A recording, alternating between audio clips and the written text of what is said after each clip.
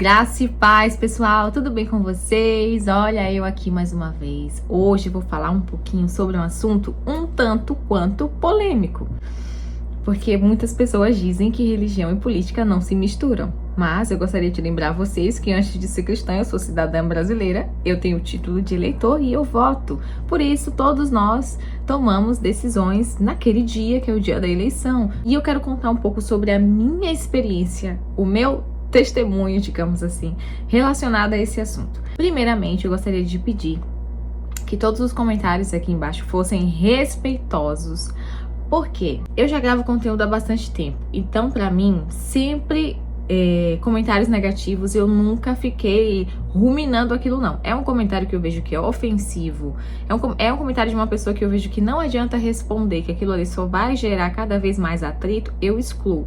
E eu vou fazer isso aqui no YouTube também, portanto não perca o seu tempo. Se a sua intenção aqui for fazer um comentário ofensivo, mas se for discordar de mim de maneira pacífica, numa boa, olha, eu discordo da sua opinião, pode comentar, porque eu sou uma pessoa também muito aberta. Quem me conhece sabe, eu sou muito aberta a mudar de opinião, caso eu perceba que realmente eu esteja errada, né? Porque eu não sou a dona da verdade. Mas eu quero compartilhar com vocês essa experiência, porque eu senti muito no coração de que eu precisava fazer isso.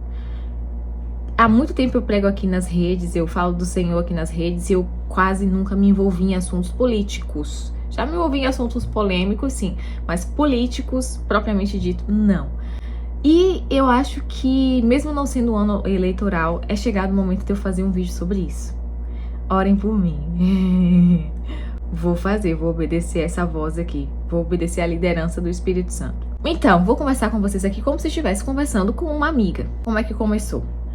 Eu sou baiana, nasci em Salvador, tenho 30 anos, nasci num ambiente, num contexto de esquerda, assim, né? Meu pai, ele é concursado público, minha mãe também é uma concursada, né? Trabalha, é funcionária pública. Então, os dois sempre tiveram esses ideais esquerdistas fortes na mente. E eu também tinha. Então você já sabe sobre o que eu vou falar no vídeo. Se não te interessa, pode partir. Mas se você quer realmente ouvir e entender o meu ponto de vista, amém, fica aí. Também quero falar que eu não sou nenhuma especialista em política, em economia, em nada disso.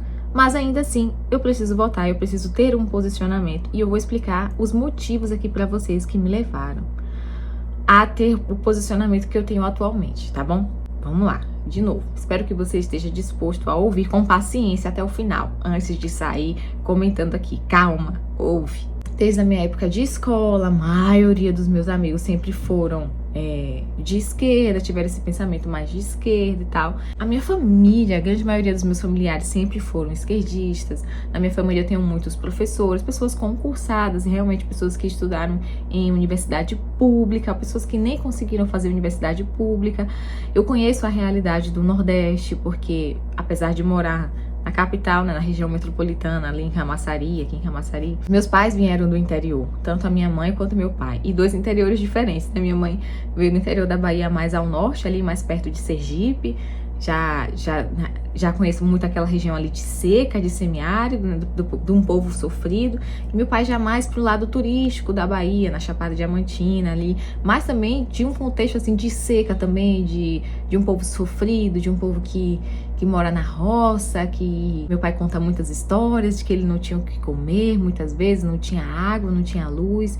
Minha mãe também conta essas histórias, enfim. Eu conheço a realidade daquele povo. E é por isso que muitas vezes eu defendi os governos de esquerda, porque esses governos, por bastante tempo, de certa forma, deram voz a esse povo, se mostraram que se importavam realmente com esse povo, levantaram essa pauta, né? Levantaram essa bandeira, apesar de que, com o passar do tempo, a gente não viu tanta mudança assim no cenário, né? Apesar de eleição após eleição eles sempre baterem nessa tecla, a gente não viu de fato desenvolvimento chegar nessa região.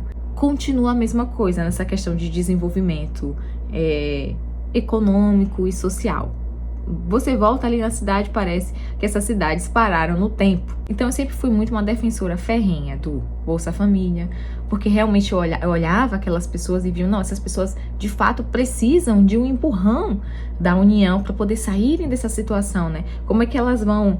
Essas pessoas, elas não têm condição nem de nem de lutar por uma vida melhor, porque elas estão numa situação de pobreza extrema. Então, de fato, eu sempre fui a favor dessa questão da distribuição de renda, né, de se investir em universidade pública, em uma escola pública de qualidade, em saúde pública de qualidade, porque realmente eu conhecia a realidade dessas pessoas. Essas pessoas, se elas não tivessem esse tipo de assistência do Estado, elas iriam perecer, sabe? Mas enfim, deixa eu continuar a história. Eu entrei no meu cursinho pré-vestibular, eu queria fazer faculdade de medicina. Então eu fiz cursinho pré-vestibular por 3 anos, né, tentando ali passar na faculdade de medicina. Não consegui, tá? Não vem debochar de mim, não. Eu fiz odontologia. Mas nesse contexto de cursinho, apesar de ser ali em Salvador, né, uma capital onde a esquerda domina, né, digamos assim, principalmente esse ambiente, né, de educação, eu conheci um professor de história. Se ele assistir esse vídeo de repente, o nome dele era Miguel Dratovski, não vou esquecer, um judeu, sobrenome judeu. E ele era um professor, de certa forma, de direita. Não vou nem dizer que era a direita que existe hoje, assim, bolsonarista, porque não tinha esse Bolsonaro no cenário ainda. Ele era aquela direita, assim, Alckmin, Serra, sabe? Ele foi abrindo os meus olhos para algumas questões. Ele viu aquela questão do plano real, vai falando, assim. Eu ia conversar com meu pai é formado em economia, né? Meu pai é economista. Sobre essas questões, meu pai, tipo, desconstruía tudo que ele falava. Olha, filha, não foi assim... o plano real funcionou debaixo de... Enfim, é um assunto extenso pra eu falar aqui. Mas meu pai sempre desconstruiu o que ele falava. Mas eu já tive certo contato, assim, já fiquei assim, ó... Não é tão esse demônio todo que a galera fala da direita, né? Vou tentar chegar aqui mais um pouquinho. Mas me puxaram de volta.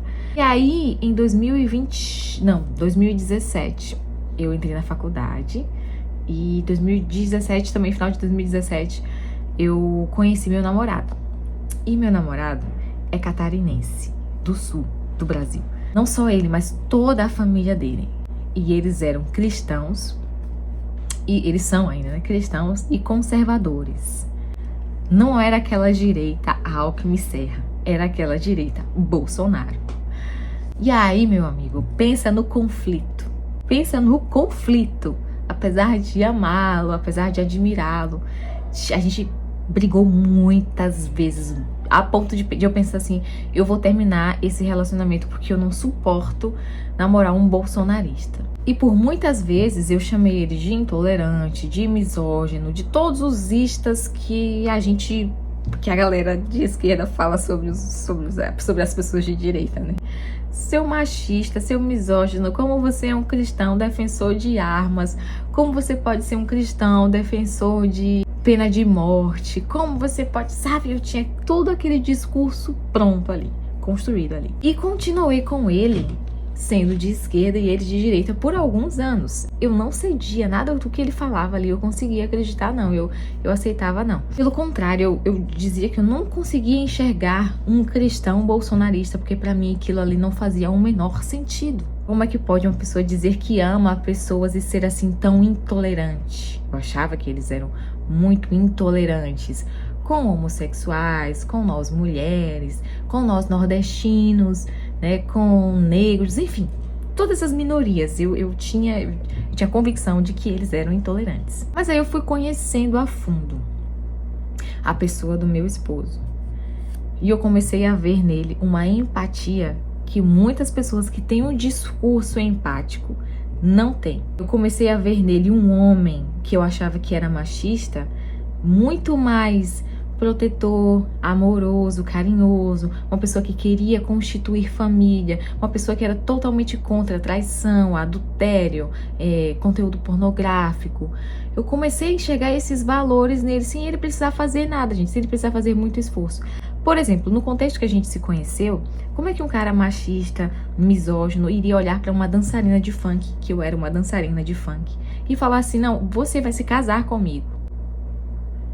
Eu conheci na minha adolescência tantos garotinhos e homens de esquerda que olharam para mim, pro jeito que eu fazia, para minhas danças, com tanto preconceito, não conseguiram enxergar valor em mim, coisa que ele enxergou. Homens que se diziam a favor das mulheres, do feminismo, cheios de discurso bonito, mas que me trataram como objeto por diversas vezes. Então eu consegui ver na prática a diferença de um discurso bonito para uma atitude bonita. E mesmo eu discordando dele, ele nunca foi assim intolerante comigo, ele respeitava, olha, tá bom, você sabe, a gente discorda aqui e acabou. Apesar de muitas vezes a gente ter se exaltado, tanto eu quanto ele, a gente se respeitava, né? A gente falava, não, amor, não dá pra gente debater sobre isso aqui, porque nós temos pontos de vista diferentes, nós temos criações muito distantes.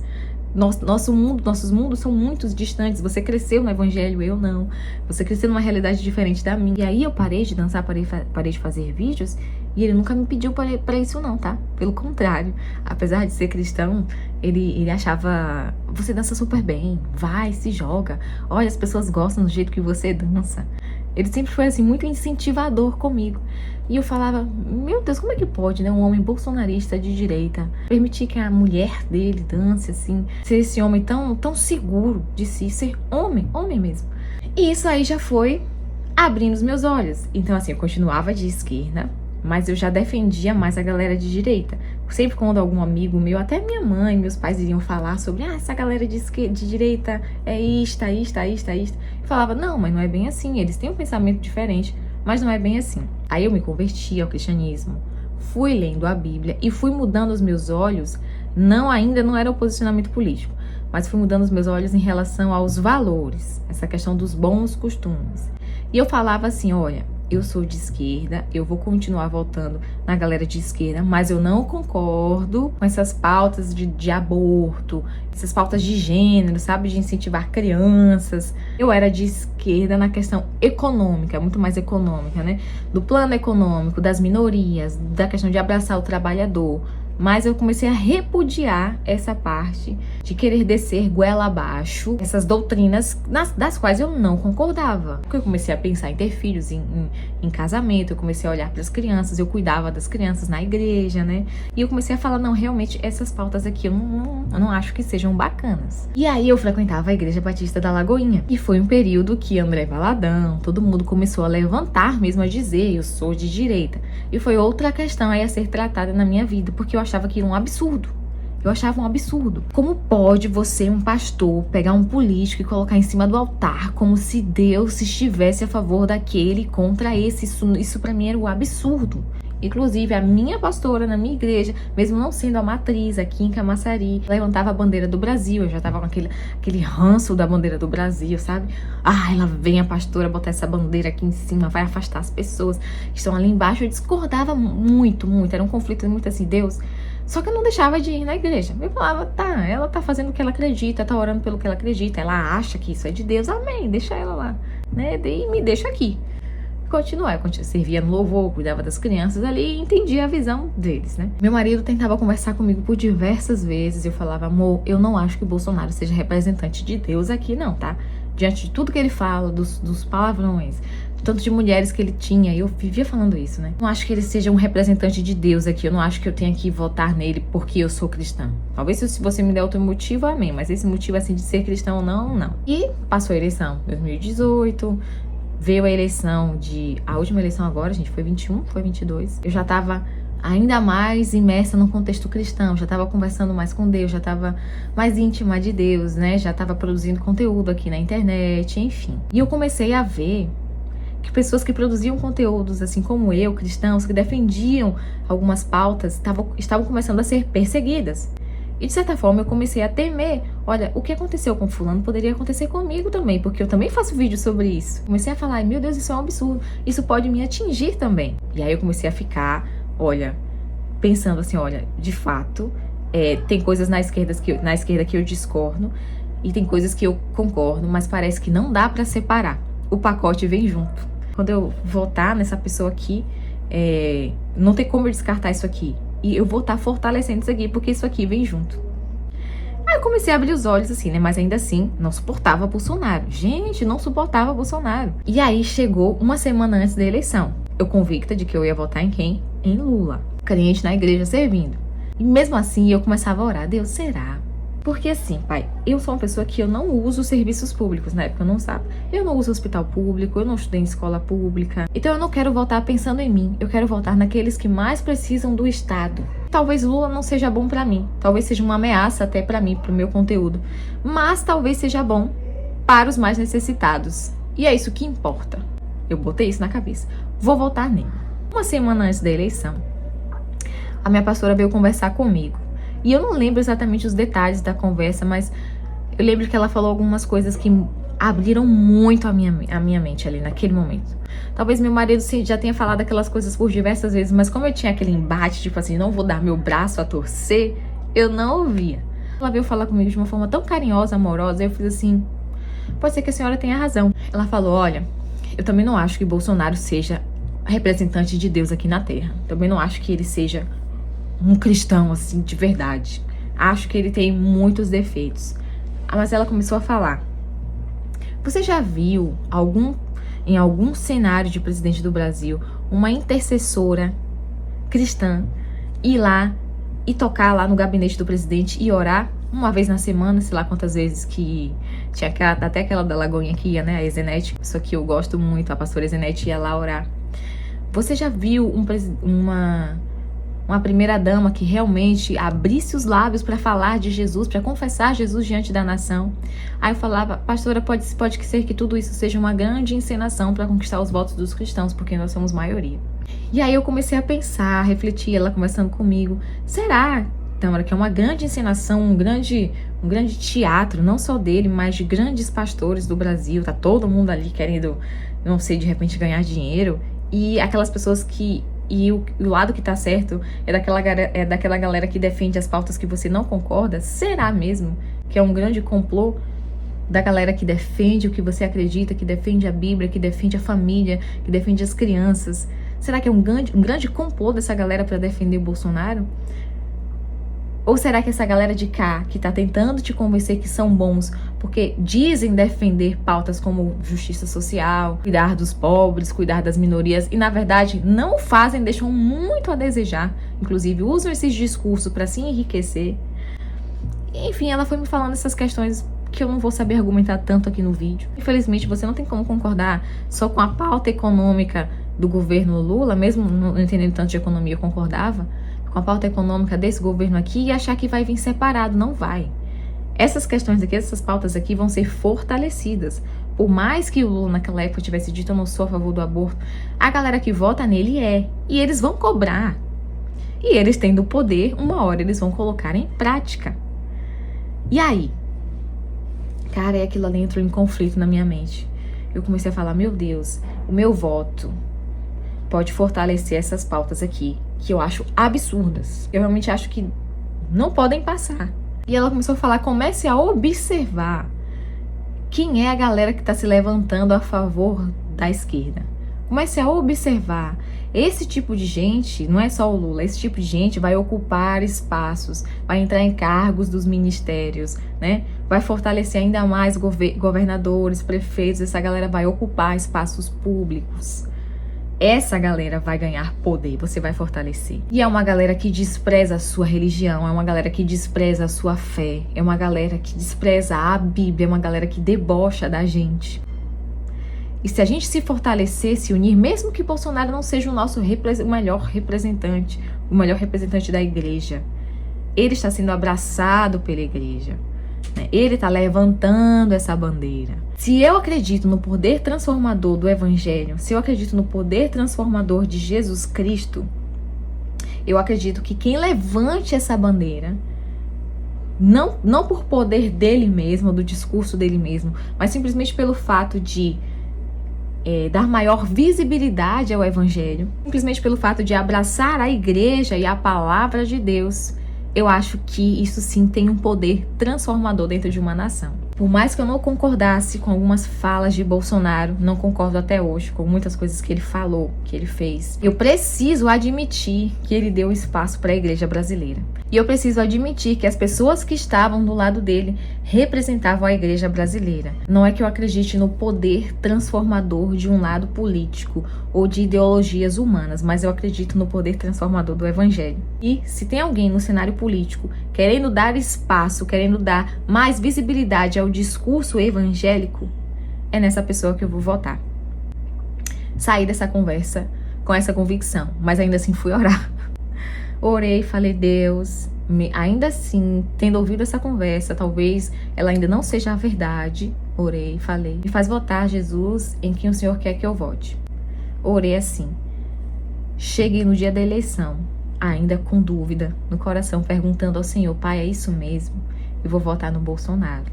Que era uma pessoa que eu, coração meio assim, é isso mesmo, Senhor? Fui. Chegou na urna, eu apertei em Bolsonaro, primeiro e segundo turno.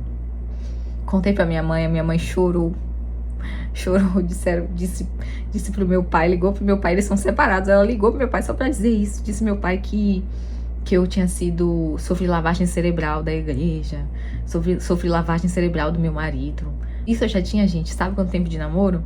Uns 4 anos. Nesses 4 anos eu nunca tinha cedido nenhuma discussão com meu marido, com meu noivo, né, na época. Eu sempre discordei dele.